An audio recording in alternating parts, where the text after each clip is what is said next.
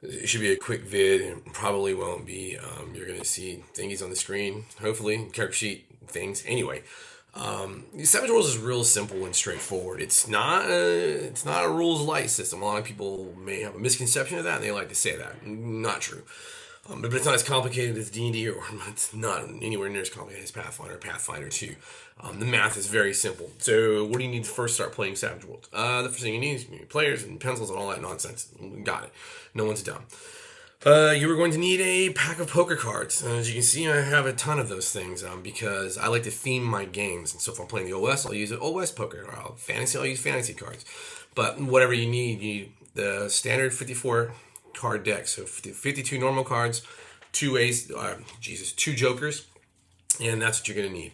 Because those are used for combat and a lot of other things, actually. We'll get into that. Next, you're going to need some tokens.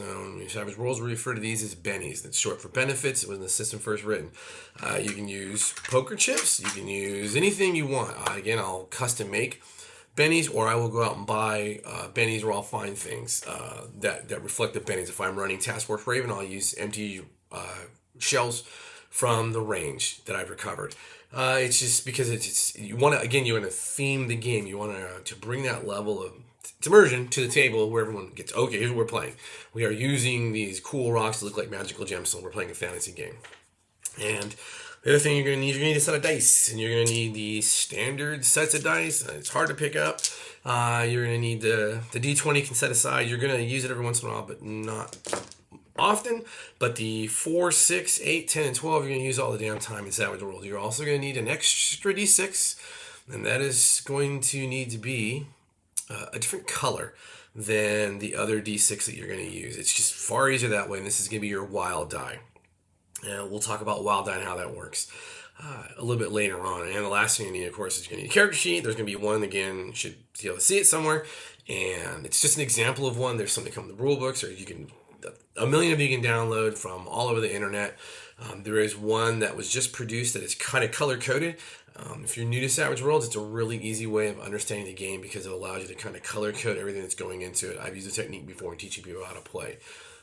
So that are the basic tools of the table.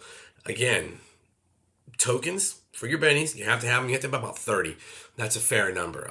I probably need more because I throw bennies out as a GM all the time.